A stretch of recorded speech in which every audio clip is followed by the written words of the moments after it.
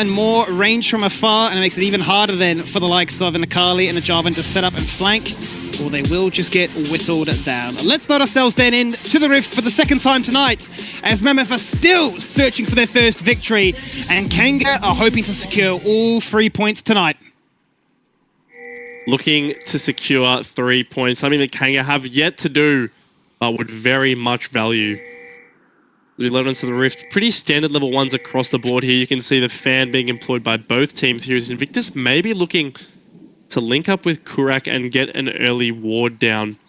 Udyr is a very strong level 1 champion with the ability to awaken whichever ability he picks, which is usually the Phoenix stance. And you can see as well the Comet coming out from Wood on a very nice adaptation into Nah, acknowledging the fact that he's not going to actually be able to get too much value out of a Conqueror because those trades simply aren't going for long enough. Yeah, it was a bit of tech long ago discovered that certainly set the internet alight, but people very much have settled on the idea that this is the response into the Nah. I'll have to see if he can find himself a bit of success in terms of navigating the range disadvantage very early on, but also that sustain with the Nah running fleet footwork. As for mid lane, tends to be a bit of a rough one for the Akali, having to cop all this damage as well from afar, but hits that break point, right? And suddenly the kill pressure switches around. Yeah, that's absolutely the case here, right? It is favourable for Azir in the early game purely just because he can kind of wail on Akali from a distance, but with the build that Dajong's gone for, right, fleet footwork, resolve, door and shield, he is quite resilient, right? He is able to take a fair bit of poke without being forced out of lane, and then getting towards that level 6 point is where it really starts to unlock. And kind of around the map, that's the case for Mammoth, right? That Jarvan ultimate is going to be huge. So is that Nah ultimate for any potential, skirmish that happens towards the top side of those grubs, of those Rift Herald. So that level 6 is going to be huge to keep an eye on for this team. So it does feel like one of those games where it's going to be built around the idea to hit level 6 as quickly as you can, and then what can you actually get accomplished with that? Will it be a team fight? Will it be a major objective? Or perhaps a chance to open the game up in a different idea? We'll have to see, as we'll keep ourselves very much locked in on, I want to say at least top and mid for the meantime, given the sort of mismatch between range and melee. Obviously bot lane is one we put a big focus on as well, but much more so I would say once the junglers get involved, because you're really looking to put a beacon on Gudo and say, wherever you are, we should be interested in. Yeah, and what's really interesting is Gudo's actually opted to path towards the top side here, right? You can see he's doing a full clear now. We'll just head towards the blue buff. So actually kind of acknowledging that his bot lane will be safe the first 3 waves, just saying that, okay, we know Invictus will full clear down, we know that's what Udy's going to do, we know that you can hopefully get a ward up to prevent any potential deaths, and instead play towards this top side, because like you said, he knows he's going to have priority in this top matchup. Nah has gone for the door and shield as well, so definitely able to put quite a lot of poke into this Aatrox, and a very calm early game to start the very calm one. You'd imagine that it would be the complete opposite, given a sort of hype that came around that game-winning play with the complete ace from everybody just exploding and having their own little pop-off moment. Invictus, however, he's going to poke his head into bot lane, see what happens. Never really showing too many signs of an actual gank really happening, but just there to protect and anticipate if Gudo were to be in the area. That's sort of what you'd expect. I think that's what everyone really expects, which is why it looks so confusing to see him here in the top lane. Now, Nectar's jumped in, baiting out a stun, and it says, hang on a minute, there's a Jarvan as well. Woodon, can you win the 1v2? Apparently, yes you can. That is not how you want to set up a gank there. You can see that Nectar's baiting, but he just ends up taking too much damage, right? That initial hop means he doesn't have it for his own escape and ends up going down. Yeah, Woodon has to flash, but that's a massive turnaround for the top laner of KNG. But Dajong, he set the Shuriken strike amongst all those minions out of the Shroud and into the cooker, and he just gets it done. And he's hit that power spike when you shouldn't have the kill pressure far too early. Yeah, just brutal there. Nice little trade back for the side of Mammoth. You can see that just getting a little too feisty amongst the minions, not respecting all the base damage that Akali has this early on in the game. As Dajong might be looking. He has to get away! Oh my god, what a clutch flash. Very, very close to greeting it as he tried to get one more wave in with Refury TPing back, but he's got away with it. He's paid the price with his flash, but he's greeted to get himself a first base shoe.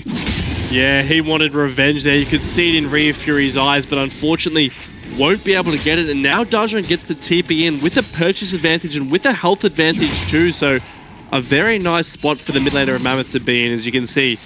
because of that mid lane situation and top lane having favorable resets, 2 grubs will be going into the hands of this Jarvan.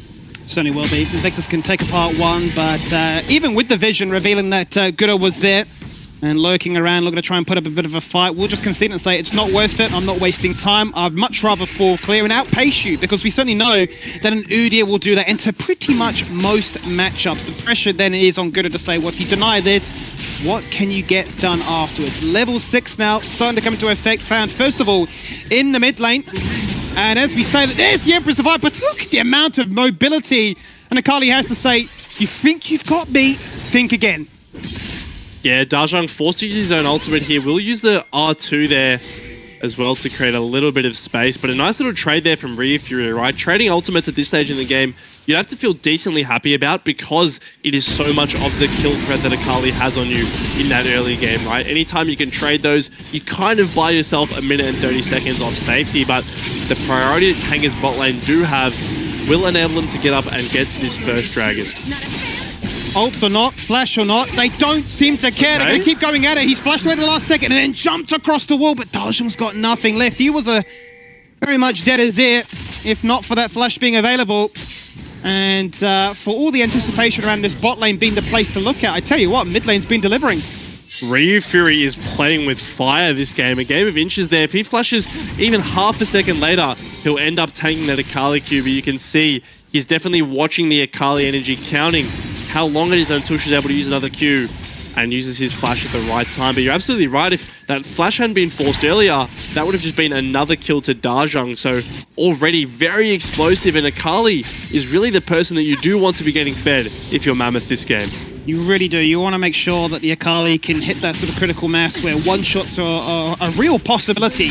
Sure, you're not going to get the Udyr. You're probably going to look at him and laugh and say, I'm never even locking eyes with you, but elsewhere for sure, a very, very squishy bot lane. Certainly could poke your head into top lane as well and even consider the potential of an Aatrox, but yeah, Akali is an absolute terror. Gudo though, he's level 6, he's in the bot lane. No level 6s for these bot duos, but they've got to clear out that vision, otherwise it's just wasted time.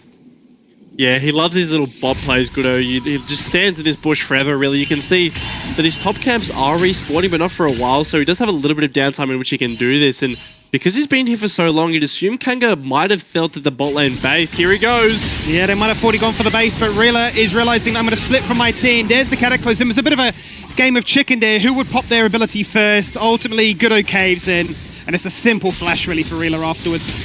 That's all it is, though, a Jarvan gank at this stage. You gank once to get the flash and gank twice for the kill. And now, hopefully, that kill could coincide with a dragon that spawns in 3 minutes, right? You're able to flip the script a little bit and buy yourself some reprieve from the dragon stacking that Invictus is really wanting to go for.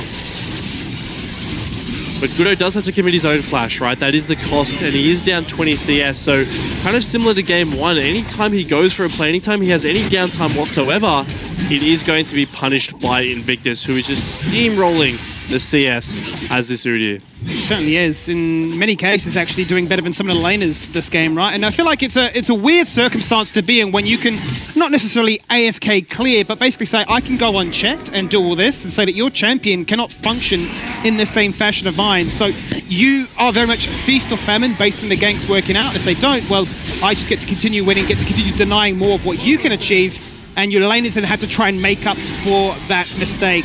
That's exactly what we're seeing right now, right? With the likes of Dajong and Asta forced to try and protect that side of the map. But he can just simply walk away and make their laning phase even harder. Yeah, I think Dajong was tossing up whether he commits the perfect execution there to try to kill him. Eventually errs against it, but Asta has been found. He does have flash. Yeah, not really willing to commit though was ReFury with the Emperor's Divide. This, once again, warning shots. If you spend too much time around in this part of the map, he certainly will put you in your place. That goes to Ghost there from Rila, looking to try and make something happen, but Invictus didn't pull the trigger himself as well, so a bit of a miscommunication. You'd have to imagine they're trying to run down this Caitlyn. There's a lot of hesitance here from either team, right? Neither one's wanting to fully commit to a play. As you can see on the top side of the map, Gudo is taking these Void Grubs and will be traded for Invictus securing the Krugs on the other side of the map. Again, Invictus trading objective for CS, objective for CS. Every time it feels like ReFury Could be going down. He certainly could be. He gets one more shield, but walks into the face of Dajong, who just flashes. And for the second time in a row, he's got his money, he's got his mark, but can he get out? One shuriken strike is there, and a dawning shadow from downtown too. It's just not enough. Yeah, it's close, and Ryu Fury does get Dajong under turret, but ultimately doesn't have the damage. There's too much mobility from Dajong, enabling him to get out and secure the kill as well. So 2 kills in Mammoth, all in the hand of Dajong, all solo kills as well. Certainly is the perfect setup for them. A much better early game for Mammoth as well, but you've got to take into consideration how this bot lane is looking. It looks still like both Reeler and Kurak are able to step up fairly aggressive here, and despite the range advantage Caitlyn may possess, isn't able to actually command the CS lead. Yeah, as we take another look at the mid lane play here, you can see that the Shroud is just too strong for Ryu Fury to deal with. He does get the shove, but only one tick of the turret actually lands onto Dajong from that initial scoop, right? It's the perfect execution that does come out to enable Dajong to get out of range. So nice little shove, but unfortunately against a champion with so much mobility, it's not going to be enough. And I'll tell you what, once Dajong gets an opportunity to try and rotate elsewhere on the map, I'd be very, very worried right now. He has that TP, and he certainly has the ability to continue to push in these waves first. So, as to be expected, wave gets shoved, Vision's been deployed, top lane looking like an easy highway to success. Yeah, that was very close there for Nectar. He was almost a second off, tanking that Q3. It's a bit of skirmishing, but nothing too committal. Dajong is in the area though, and stun lands. It does actually come into effect right now as he jumps into a Shroud. Once again, has no flash. Has the ultimate. Does he need to burn it? No, he does not. A single 3-point strike to the dome gets it done. And the baiting this time works in favor of Nectar. Now, down to the bot lane we look as another gank. Well, I say a gank. Another case of Invictus being in the area really takes place. And it really just gives them the insurance to say, you can push these towers, you can get all these tower plates. Yeah, all these plates, and another dragon as well, Skimmy. You can see Invictus taking the opportunity when he knows the goodness on the top side of the map to get another one of those as Ryu Fury found again. No, oh, that was nice. That one was very well played. Otherwise, it would have been the trifecta of kills in the mid lane taking place. Now, as Dajong run himself into a bit of a situation, because how do you outrun a Nudir unless you deny yourself now? And can you? Because you've just killed top lane, he's respawned, and he's come to get his shut down. Yeah, revenge is sweet, says Woodon as he picks up that kill there. You can see a very weird timer for Aatrox to be top, to be bot, really. But after that kill top lane and losing his turret, he has nowhere else to be. And because of that as well, he's able to commit down towards his dragon. Dajong did use TP and won't be respawned for another 10 seconds. So it just looks like a second dragon in the hands of Kanga. A bit too easy there for Kanga there, being bailed out of a bit of a poor situation. No doubt about it. I'm sure Dajong would have loved to have been involved in that one, given that he's just picked up the rocket belt. He's incredibly strong, as demonstrated there by the overall gold. But I think Woodon's certainly got a major boost after that shutdown too. Yeah, absolutely. Working his way towards that Profane Hydra now. It's such a strong spike when you manage to pick that up and then grab the Serrated Dirk too. You are so powerful, especially compared to these squishies who are really just completing their one items. You are going to be melting through those health bars, and really with the Herald spawning in 3 seconds, it will be interesting to see what these teams are prioritizing, whether they want to flip any supports up towards the top side of the map, which looks like what Mammoth are intending to do now, and have Dajong on Akali against these two squishies. Not where you want to be if you're the Kanga AD carry. Well, certainly not. Not going to get anywhere near as much uptime to try and harass this Akali into the Shroud and out of it into very much some very strong kill pressure there. But it is a peculiar circumstance to find yourself in as a Caitlyn, to not be the one ahead. You certainly need a fair few items to come online. The mid-game, usually that real big weakness for a Caitlyn, where other champions can certainly come into effect. They're still searching for that very first completed item, as Reela's already got the Storm Razor done. Yeah, realistically on the Storm Razor, basically everyone on Kanga with a completed item now, obviously besides Kurak, as Mammoth will be the ones to start up this Herald. Looking at their positioning, it looks like Kanga doesn't really want a contest. Instead, they're favoring, setting up vision on this bot side of the map, getting those control wards out and buying Ryu Fury some safety, because right now, he's really just forced to catch waves under his turret. He's not able to contest this Akali in the long lane. He will just get ran down and killed, unless there's an Udi there. That is the case, and it's really a game of cat and mouse as to will you take the bait, because we've seen that certainly work for and against in the top lane for Nectar. But Dajong showing a lot more restraint, perhaps after just falling victim to that death before. He's biding his time, isn't taking any chances, and just will simply reset back to base, but then decide to cancel it with Invictus being ever so patient, waiting for the Akali to show again. Yeah, he's hovering. I think he can smell the fact that there are other Kanga members in the area, or else Re3 wouldn't be so confident in shoving this wave. Nice little bit of patience. You know, he could have potentially tried to style there, but instead opts for the safe play. Instead opts to not go into the unknown. You know, you never know how many members of Kanga are actually sitting there off vision. Could be caught off and give over a kill into the hands of this Azir. So a nice play from Dajong there, respecting the enemy team. Much needed respect, as this game is still very much on a knife's edge. 5 Void Grubs for the side of Mammoth, as opposed to 2 Dragons picked up here by Kanga, but the goal difference really only 500 in it. But I tell you what, whenever Mammoth get a chance to hit these towers, Void Mites are being spawned, pressure is being applied, and the map just becomes a little bit bigger, a little bit easier then for the likes of not only a Jarvan, but an Akali and a Nar to then possess flanks. And that's huge, right? It is all about flanking when you are on this Akali. You need to have the routes and the windows to be able to actually do that. Right now, with all turrets still remaining for Kanga besides that one in the top lane, it feels pretty hard as an Akali, right? You can see that Kanga have done quite a good job of actually setting up their vision. They've done quite a good job of actually making sure that they're clearing wards for any TPs that could come through as well. So as we head towards this next dragon in a minute and a half, it will be interesting to see what Dajong and Mammoth as a whole do to try to secure this Akali a beneficial position.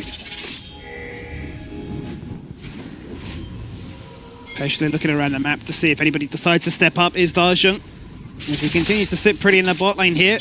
Keen to take on anybody in a 1v1. I will say though, credit where credit is due for Goodo. In terms of being down so much CS, he's brought it back to dead even into the matchup of the Udyr, who's for the most part spent a little bit of time hovering rather than farming. I'm looking to see if anybody were to try and take the gamble and then be dead, almost pounce in a 1v2 circumstance. Doesn't really turn the conversation in terms of scaling, but certainly makes Goodo feel a little bit stronger about their chances to try and remain relevant here. Yeah, absolutely does. This Jarvan will always be feeling pretty good with that Cataclysm available, but there are just so many summoners available, Skimmy, right now. Looking down, both teams have every single summoner available to them heading into this dragon fight, and this really is an important dragon fight for both teams, right? For Mammoth, it's an opportunity to delay this game further, to buy themselves a little bit more time to have that beneficial fight where Akali can find the carries. And for Kanga, it's a potential sole point, right? You're accelerating this game with this comp that already scales incredibly well. If you find this dragon, you put yourselves in a very commanding position to close this game out. But in saying that, Max, it is Kanga the ones that show no real interest of wanting to group up for this one. It's good enough to summon the Herald on mid to make sure that they will finally break this one open, summon an army of Voidlings to take it down with them, and guarantee that mid lane control will in fact be theirs for good. Now, Woodham for the most part has been sitting pretty in top lane, AFK waiting to try and TP in if called upon, and Azir definitely doing the same as well. They're staying spread out and allowing Mammoth to do as they please, both in mid as well as controlling the pace of getting entry into this dragon.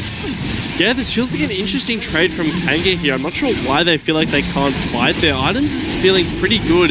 They've got decent breakpoints on every single carry, so I do wonder whether the communication is just focused on gold, right? They want to trade up in gold. They want to get those turrets while Mammoth are getting this dragon. And obviously for them, this dragon isn't really anywhere near as consequential as it would be if Kanga themselves were the ones who took it. But still, Woodham opting into this PvE playstyle, picks up the Edge of Night. There's now 2 item Aatrox. You're feeling pretty good at this stage in the game.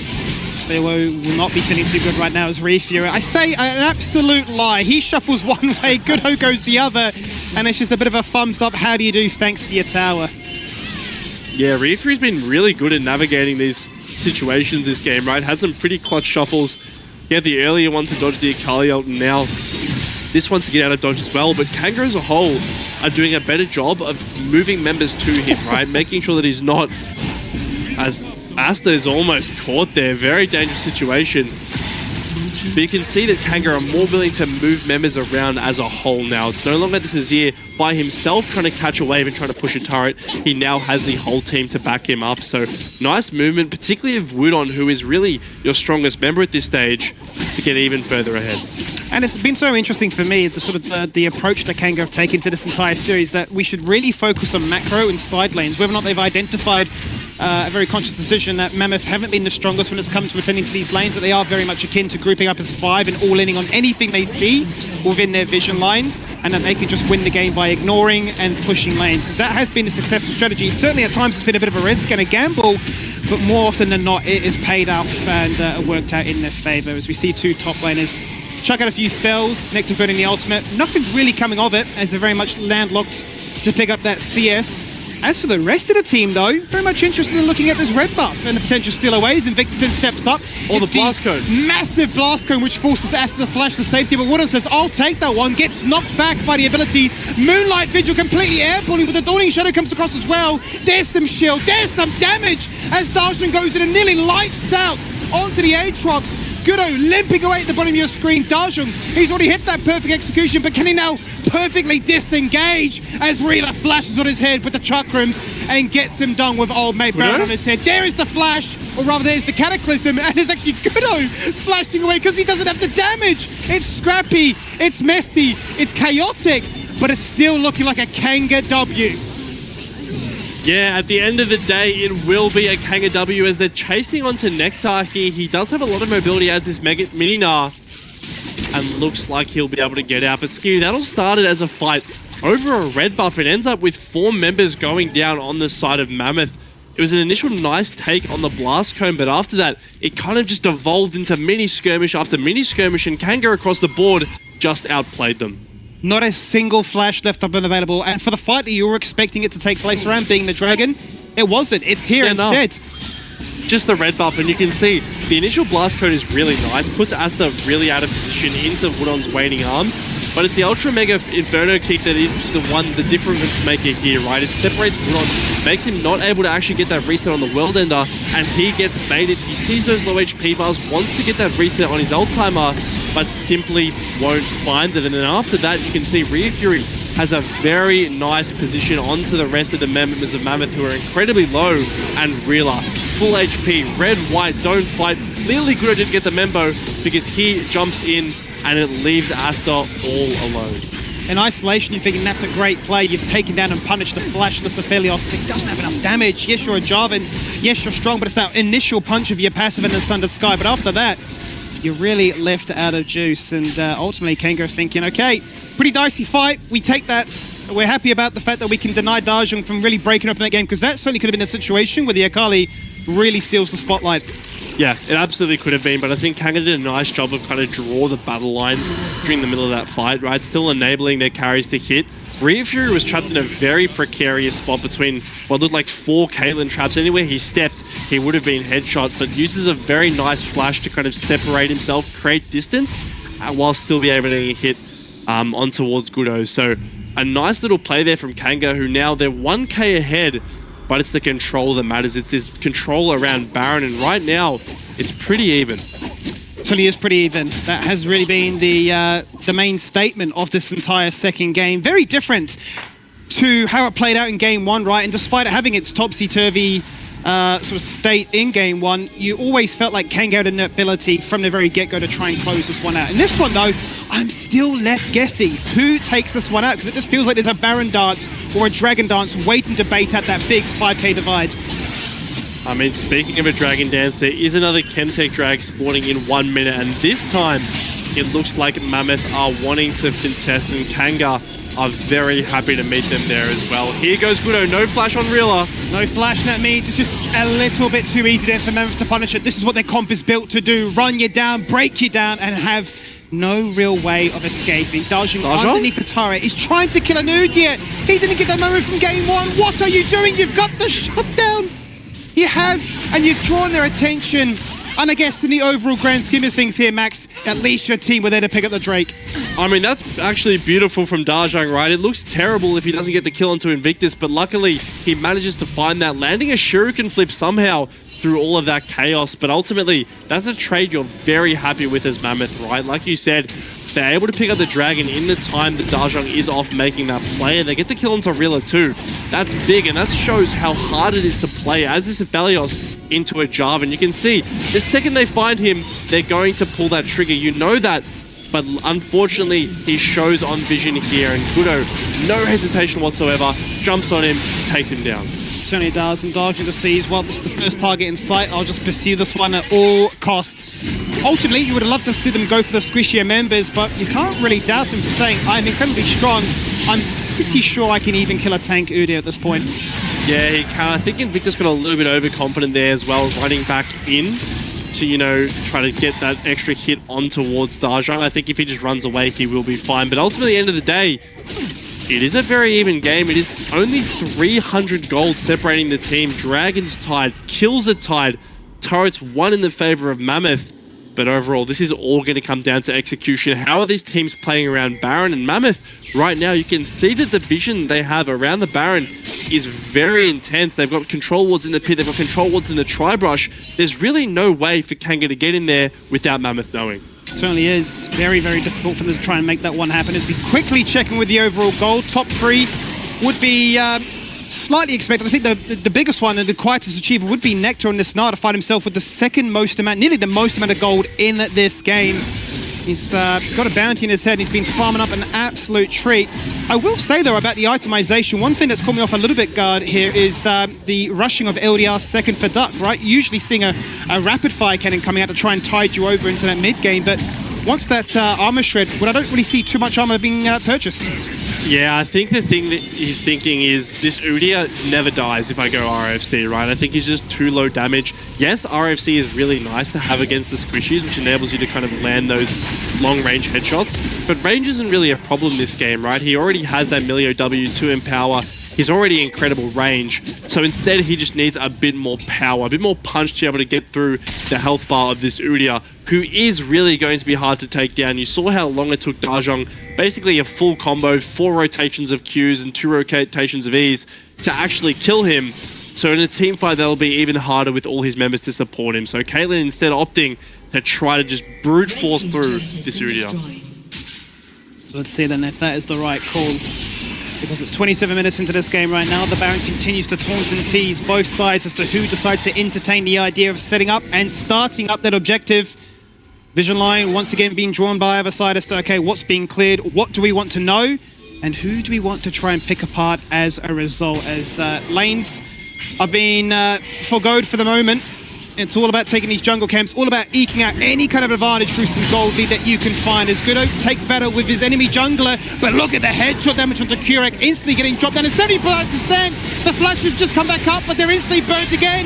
Darjang underneath the tower trying to take down Refury, but he's losing! He's losing in the shrouds, and Refury absolutely wipes him with the Leandries.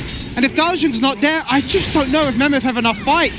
Yeah, it's a complete outplay from Refury in the 1v1. Darjang just assumes that he can win it, gets incredibly overconfident. Refury has a nice dash to bring Darjang all the way back into his turret, but here goes Nectar. Nectar jumping in, trying to shove them up against that broken tier 1 tower. Doesn't find it as clean as you would have hoped for, but still Relay is gone for right. They turn now onto Invictus.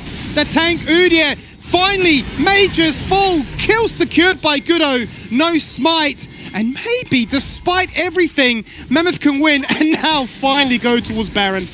Respect the neck. Nectar takes advantage of that previous fight. Reela just gets overconfident. He has no flash. He thinks because Cataclysm's down, there's no way for him to actually get killed.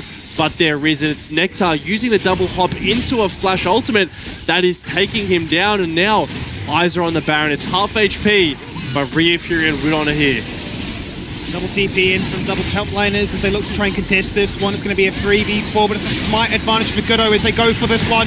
Claimed by them, Baron buff up, Meganar turning him into the wall. A 2-man stun!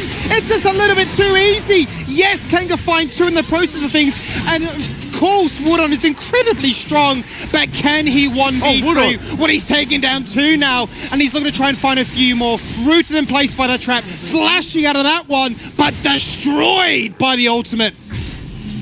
Wudon will get taken down. Looked like he was going to have the shy moment, but he will be silenced. As we take a look back at what started it all, really, you can see Nectar hovering just on the cusp of proccing Mega, throws that boomerang and gets this double jump into throwing Rilla against the wall, forcing him to stand on that trap and taking the very strong AD carry down, and the jungler as well, right? Invictus falling is really the key here because it enables Mammoth to go towards Baron uncontested. Yes, there are these healthy tank carries really alive for the side of Kanga, but there's no smite, and that's the important thing, right? Gudo is able to pick it up without worry of that being smite stolen, but it's still a very close fight, Skimmy. I mean, this entire series has just been too close to the core. I mean, if you're watching this one as a fan of either side, you must be sitting on the edge of your seat thinking, please, it can't go this way. This Baron, despite having a spite, still felt ever so risky. But Nectar, absolutely, I mean, he put his life on the line there. I think he's done just enough with a leap away. Oh yeah, he absolutely did, right? That double stun into the wall is huge. That's really what secures them the fight here. And Duck just does so much damage, right? This LDR has really been proving valuable. He's able to kind of melt through this Aatrox, who just doesn't have any armor whatsoever to help him against this Caitlyn. And now you're playing against the Caitlyn Milio with Baron. The range on this, Caitlyn's able to basically outrange the turrets at this stage. Now with the rapid fire cannon, she absolutely can. So it becomes very hard. How do you actually start fights now, right? What are the tools that you have to actually be able to pull this one off? Because if you let this go on, this Caitlyn is just going to keep breaking down your base. What it does really feel like at this point, yes, while Dajong ran the early game, and it certainly does in the team fights, Duck with Baron as well can certainly just dictate the entire late game condition, right? You've got the Void Mites, you've got the Baron buff, you've got the sieging potential, and you've got the range. Nobody from Kanga can step up, and nobody can flank anywhere near as effectively as what we've seen Mammoth do. Yeah, absolutely not. As we see that the items are coming online for Kanga. They've picked up 3 items now on this Aphelios, still quite far behind Doc on this Caitlyn. The whole BF sword is the difference at the moment. But Ryu Fury is really the one to keep your eyes on, right? Similar to game 1, he had a very quiet early game, but now he's certainly gearing up to be able to take over these late game fights. If we're at a stage where an Azir is able to beat a Kali in a straight 1v1 inside of a team fight, that's a really dangerous situation to be in, because then what is the value of this Akali? And not even to mention how fed and how strong this lethality Aatrox is, right? He, in his own right, can absolutely wreak havoc on a backline. So it really is a battle of the flankers, a battle of keeping those key carries alive long enough for them to DPS and win you the team fight. Certainly if given an opportunity to do so, they can just win the fight outright for their team. They've got the tools, they've got the items. They've just got to find the moment to strike and really hope that the opposition grants them that passage into saying, I have no flash, try and take me down. Speaking of, Rila and Kurek are about to get theirs back available. Same for Fury too, and we spoke about how important it was for them in the past and how vulnerable they are when they're unable to escape the clutches of a Jarvan and a Nart. Well, they've got another 2 minutes now to rest on the laurels and really get as strong as they can be before that next Dragon for the Soul Point or their next Baron. Yeah, both time is very close in proximity. You can see only 15 seconds the difference between the spawning of those two objectives, which does beg the question, what will Kanga do? As seems like chasing Nectar is their option now, but that mini Nara is just too fast. Yeah, I mean, Kurek, or rather Reela's popped the Ghost there with the Graviton Cannon available, thinking maybe we can try and pick this one apart 1v2, but it just does not matter. I feel like your priority number 1 has to be, wherever this Caitlyn is, shuts it down. Duck gets an opportunity to hit that tower for a second and it's gone. That's absolutely right. You leave this Caitlyn Milio unchecked and they will just ruin the entire game here. Duck now in a very strong position, as he's kind of the king that they want to move around the map, keep him safe, but keep him firing. That's how you're going to win this game. Nectar, on the other hand, getting very aggressive here on towards Wudon. He has so much mobility. You can see how fast he is when he procs that Hyper, that even an Aatrox is not able to lock him down.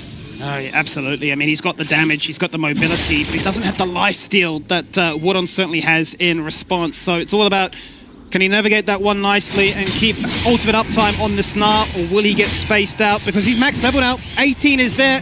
It's another game that's going the distance. And last game, bear in mind, was closed out at 33 minutes. This one, however, is going a little bit longer. And I tell you what, based on what we're sort of predicting, it's all going to come to a head either for the Soul Point or for this next Baron. Yeah, looking like Dragon will be the point of call for both of these teams here, as Wudon has TP'd in. Going to be looking for a flank here. It'll be interesting to see how he matches up against Dajong, who is also contesting this same flanking angle. You can see Udyr very happy to tank the Caitlyn ultimate as he was before. Crucially, the Scuttle Crab does go in favor of Mammoth, so that'll be a nice little pickup for them. But looking look at the flanking route Dajong's gone on. It's quite long, but he will get spotted by minions on his way here. Certainly well as a trap. He's really looking to try and draw the lines and say you're going to be completely stuck in this position. Nectar's freely pushing mid lane right now, threatening the idea of taking an inhibitor, and Dajong also attending to that side lane down south. Kanga down to say, well, we have to push past these traps, and we've got to start this dragon. Out comes the TP, but look at the positioning for both Kurak and Rila. In jumps Guru, hits that massive Cataclysm onto one right now, flashing out, drops the redemption, and that's Rila just dead. Duck's taking him. The dragon held in suspension. Dajong running away back towards the dragon itself. He takes that wooden. Minute respawn time is Reefree flashing away. He's put the wall up with that Emperor's Divide, but the dragon being denied with Dajong still living. They're thinking, is this fight won? I don't know if it is, because these three members still surviving from Kanga are so strong. They've got the range. They've got that tankiness. And it's about, can you shut this Udyr down?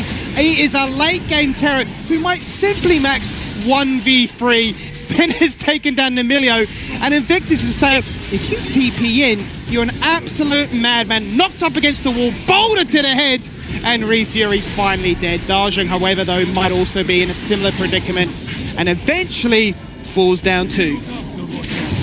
Yeah, I don't know if it's over yet, Skimmy. I think Invictus wants to find Nectar here, and find him he will, with the Senator chase him down. So across the board, a fight of both sides coming out on top at some points, right? You can see Mammoth start the fight well. They find multiple engage angles, and that really enables Dajong to buy a lot of time on the flank, right? You can see he's dragging three members away, gets the Shroud, flashes out, manages to escape.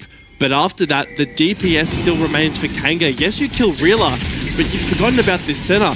This center now is sitting in a very strong position with the amount of souls that she's collected. 152 souls for Kurak now on this center. And those kills, that late TP from Dajong, means it's the Baron for Kanga. That it certainly is. It's worth mentioning, I'm not sure if you caught it in that fight, but Kurak did the most damage in this team fight. Did 10,000. More than anybody. It's the support center, but as you say, 150 stacks, that's what a center can do. Yeah, it absolutely can, but you can see the fight starts well for Mammoth, right? They managed to chain CC Rila. He doesn't even have time to flash out of the Cataclysm because Nectar's able to get in there. And look at the bottom of the fight, right? Dajong buys so much time, keeps Fury and Kurak separated from the rest of the fight, but now this is really the turning point because there's no engage tools left to get onto Kurak. And Fury as well on this Azir. It's almost like deja vu from last game with his ability to run down the enemies after they've secured an objective. Like you said, Skimmy, keep your eyes on Kurak here because everyone's so focused with killing the Udyr that they forget about the center. And this was a concern that we rose very early on in this game, right? I'll hold that for a second because here we go again. It's a late game Cataclysm. 3 members in place. They've got no flash. They've got no chance. Easy as that as they take down 3 in a heartbeat. They're not going to be settled as they want another one. Dajong wants to drop aggro with a stopwatch, but that stopwatch will only delay the inevitable. It's Woodon against the world. And for all the hype and celebration of Kanga, have they just all thrown it away? There's a wave, Skimmy. Woodon has to cut this before Mammoth get to it if he wants to have a chance in this game. They're trying to bring the mid-wave in. The death time is at 30 seconds on Kurak. They've got Jarvan, they've got a Caitlyn as well, Skimmy. Woodon's going to have to pull off a miracle if he wants to save this game. He has to pull off a miracle! He's found one!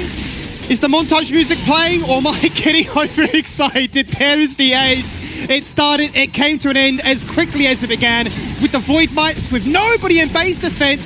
It's going to be a draw. Mammoth have finally won their very first game, and they'll at least pick up a point tonight. Neither team can secure the